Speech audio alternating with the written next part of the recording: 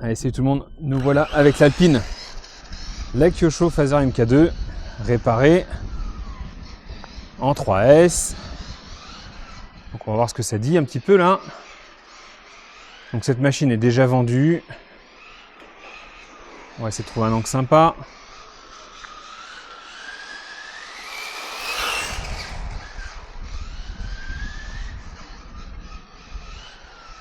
C'est pas mal, c'est pas mal.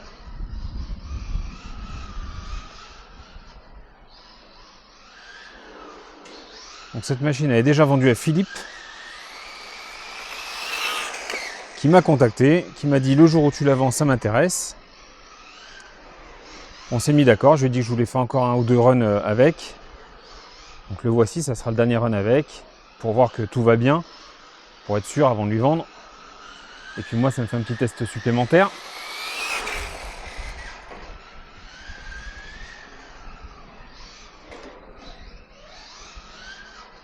Donc on le voit, c'est bien humide au sol.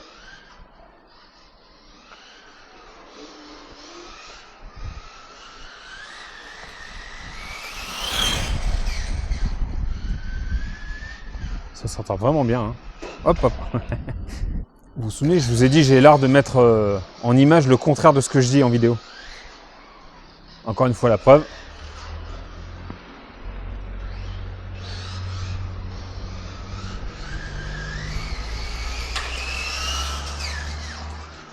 Ça glissouille bien là.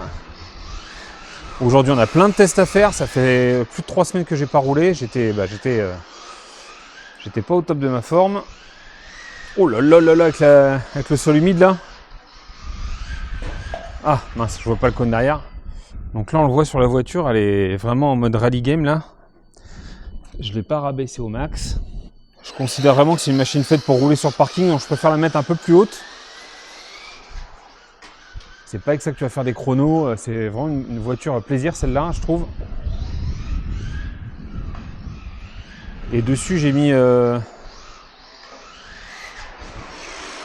des petits pneus. Ah, je sais plus le modèle là.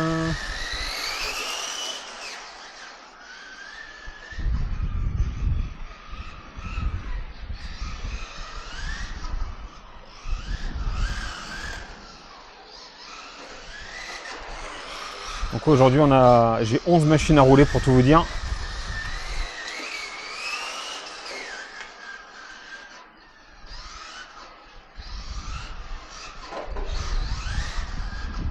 Il y en a que vous n'avez pas encore vu, il y en a d'autres que vous avez déjà vu en unbox.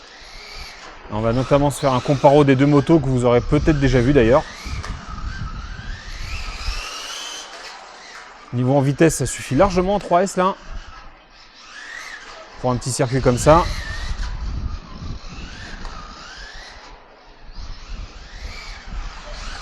Oh ouais. Elle est fun hein, cette petite Kyosho là. On l'a vu en mode rallye, c'était pas son truc. Après peut-être qu'elle était déjà détériorée la voiture, donc je peux trop rien dire. Ouais, mais les biellettes en plastique, etc. Faut quand même. Ouais, c'est pas vraiment fait pour le mode rallye, je pense. Ou alors effectivement, faut prendre le kit. Ça peut peut-être expliquer pourquoi le kit est quand même plus cher. Il y a peut-être un petit peu de rebond sur les amortos. Donc on va peut-être lui assouplir un petit peu pour Philippe avant de lui envoyer. Peut-être un peu ferme là. On le voit dans la ligne droite là, ça rebondit un peu.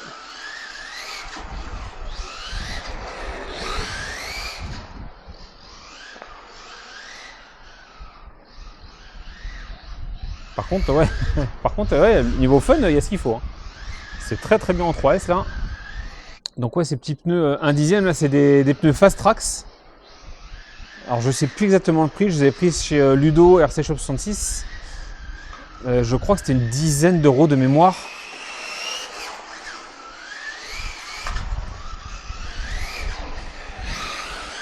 Et pour le parking, ouais, ça va bien. Hein. Franchement. Parce que j'aurais pu mettre les pneus mousse, mais bon. Ça aurait peut-être été un peu gâché là-dessus. Surtout avec l'eau sur le parking.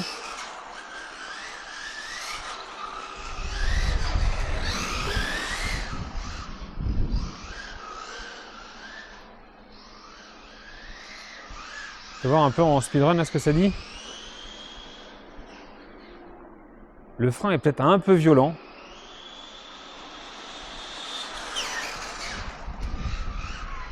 Faut y aller progressivement sur le frein, mais sinon ça va. Et comme toutes mes voitures jusque-là, je vais vous en reparler parce qu'on m'a demandé des retours sur cette radio. La RC8X. Là, je mets toutes mes voitures. Celle-ci, elle est dessus. Voilà, pour l'instant, j'ai maintenant une quinzaine de voitures sur cette radio, au moins. Entre 15 et 20 voitures qui sont blindées dessus. Jusque-là, j'ai eu aucun problème de réception. J'ai vu sur... Waouh, waouh, c'est fun. Et ouais, je vais raffermir le diff avant pour Philippe en lui envoyer. J'ai vu sur plusieurs forums, pages Facebook, etc., que certains avaient des problèmes de réception avec. Alors, est-ce que c'est un problème de bind au départ? Je sais pas. Toujours est-il que moi, j'ai aucun souci jusque-là. Je commence à refaire quelques runs avec des machines différentes, hein. Donc avec des boîtes de réception différentes, plusieurs récepteurs, alors qui sont à chaque fois les mêmes, les R6F. À chaque fois, j'ai pris les R6F, plus le RC8, plus le RC ou RX8, je sais plus, celui qui est fourni avec la radio. Et jusque là, aucun souci de problème, aucun problème de réception. Au jour de cette vidéo, là, j'ai pas encore fait la vidéo de mise à jour, donc la radio n'est pas encore à jour, en version 1.3.0 pour rappel, ce qui apporterait une portée jusqu'à 600 mètres. Donc pour faire ce test de portée, il faudra que j'aille, je pense, à la plage. On ira sur une plage dégagée. Je mesurerai avant, on ira au moins à 400 mètres, je pense, parce qu'il faut quand même voir la voiture. Et puis on testera un petit peu ça.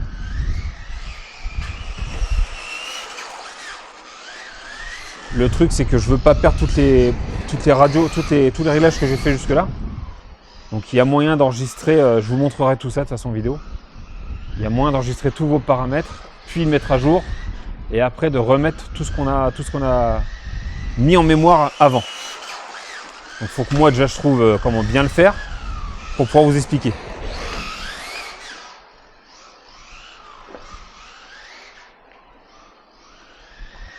Oh là là, ouais. Ah, c'est du bon là.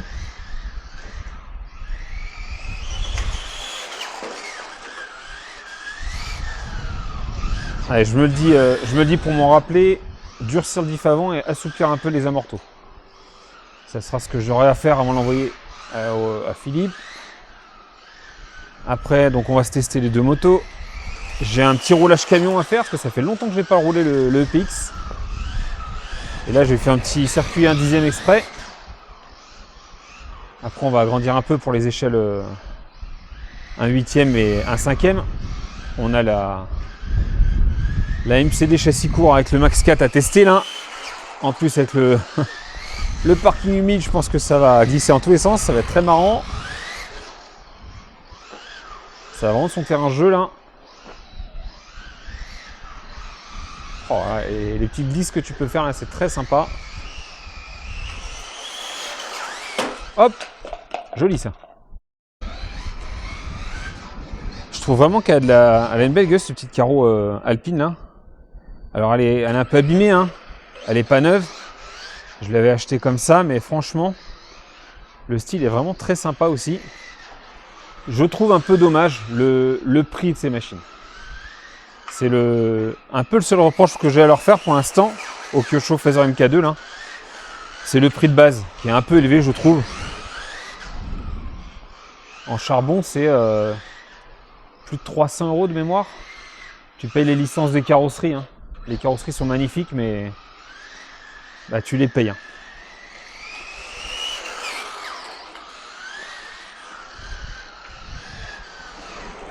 Et tu les payes cher. Donc quand tu les abîmes, tu as encore plus les boules, je trouve. Mais sinon, voilà, je voulais voir un petit peu ce que ça donnait à ce tarif-là. Ok, c'est valable, c'est valable. Ça serait 50 à 70 € de moins. Je trouve, ça serait super bien placé. Mais bon, c'est pas moi qui fais les prix, hein. Oh! À la limite, je préfère prendre toujours pareil, hein, une petite cartaine.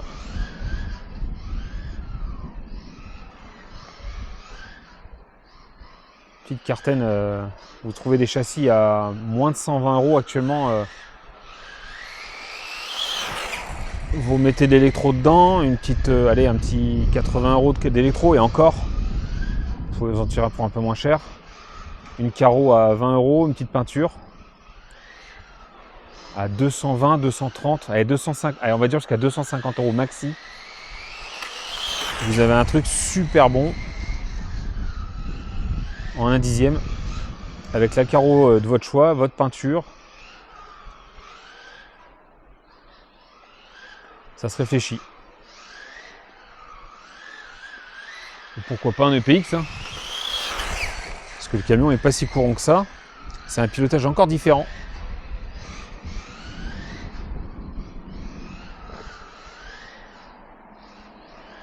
Oh là, elle glisse.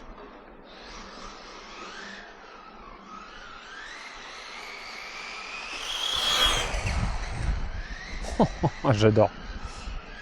L'électro va super bien. Franchement, les petits pneus fast track, ça, franchement, ça fait le boulot, hein, pour le parking. Faudra voir un peu la durée de vie par contre.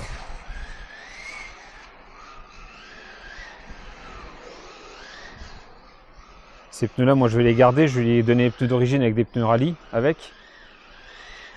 Même si bon, les pneus rallye je les conseille pas forcément sur cette machine, hein. Ou alors faut vraiment pas la brusquer.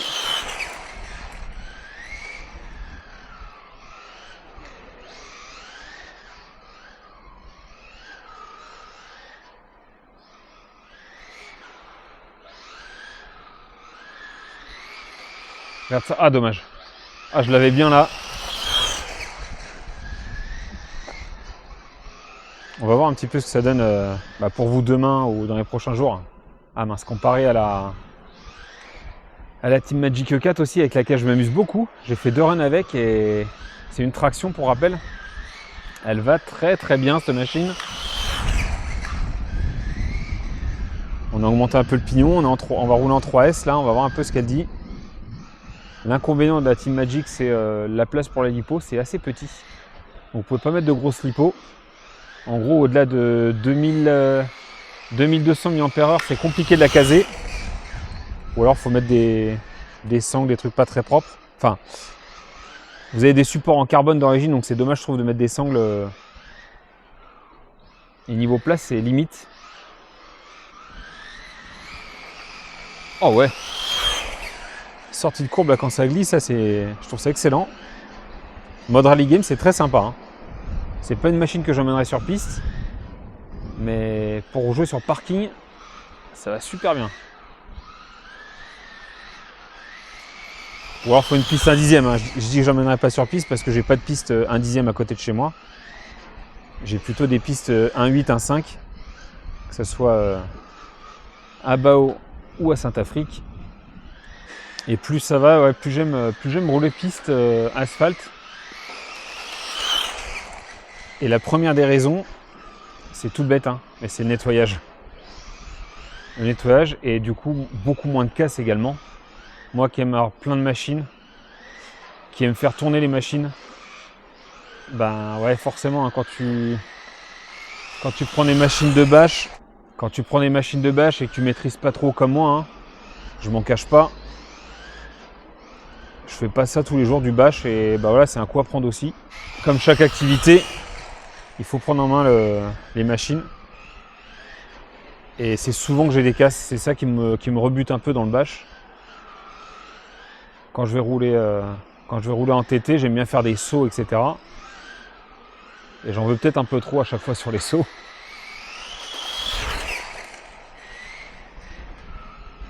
Le Notorious, ouais, souvent je craque dès que je le roule. Parce qu'il est tellement puissant que j'en demande trop. J'en demande trop, très clairement. Le Kagama m'a bien plu sur le skatepark là.